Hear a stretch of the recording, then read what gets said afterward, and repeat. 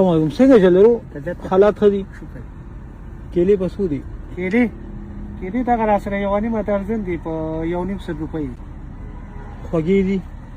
خوږې دي او چترې کېلې دي صحیح خو خوږې نه وي نو بیا چې خوږې نه وي نو پیسې مه کوه که نه پیسې نه داسې خبره به وي که کېله خوږه وه ها خو 150 روپۍ درجن دي نه درجن په سله لکه غونډې د 1.5 روپۍ ها په 100 روپۍ درجن دي ها که کېله خوږه وه حاجي خو بیا به یو درجن راکړي د 100 روپو صحیح ده که خوږه نه وه نو بیا هم درجن کېلې راکړي خو بیا پیسې نه درکړو مه راکوه که نه تا نه پیسې ښې دي کېلې خو خوږې دي که نه بلکل چترې کېله دغه شی درته منظور دی راوله چې مخکې چک کړم نیمه درجن دي نه که دانه دې وخوره خیر نو تا خو ټولې را واچولې دا خو بیا ډېر تاواني شي کوپي کوي مړه بس دانه دې وخوره بس یو نیمه درجن وانه ما دې لا خو بیا څوک نیمه درجن ګوره داسې کار دی چې درجن دې راچولې وي نو کوپي کوي نو زه درجن به مې نوړې اوس کو ور پي کوي را ټولې بوړم دا ته وایم ګوره ټولې وړه که نه الله دې خیر وکړي بسم الله الرحمن الرحیم سینه کم الله څه وایي پکړي یار صحیح نه ده چترې کېله یو وکړم که نه ستا دپاره کته بیا چې زه م وکړم مړه دا خو وروسته زما د کیلو نه خورئ دا درته واو نو ستا چې تا خوا لډي شرط بیا ستا دړه دپاره یې خورم وخوره چک که زه خیر دی اوس وایه کله ګزاره کړې ډېره ښه خو نه ده خو ډېره ښه نه ده که نه شرط مې وګټو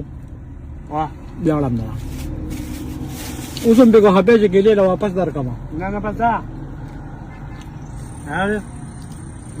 خفه خو نه یې که نه دا به زما له طرفه وړه ځه نه دا خو ما وګټلې ستا طرفه څنګه ځه شاته ارام دی بس ما درکړې شاته ارام پوهه خبره وره ها تاسې ته د بهران کې خو چوټي وکړه که نه نو زما دغه دی ما سودا راوړه لږه مې راوړه باران راته پته نه وه باران دی که نه نو او دغه دی بل مړه د کور شل مڅري نو چوټي وکړې څه وکړې زه په خپل ځاني د رګونو بیمار یم د ملا رګونه مې بند دي نه ته د کور شل پریشانۍ دي که نه په دې باران کې داسې کومه پریشانۍ چې ته په باران کې نه یې غودرولی شي د باران د یخنۍ ته ولاړې سر ته د ګوتې هم اچولې د وزې نه دا خو دې سودا هم لږ پس سودا پرته وي لکه هغه خو به بیا خرڅې که نه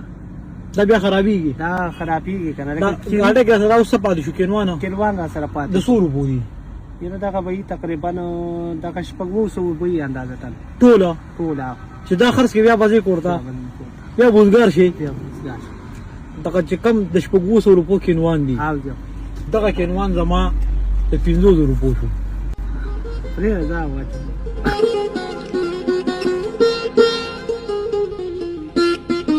اوس وایه بس دا خوښه ده زه خو یم دا معلمه داسې بهتر کوم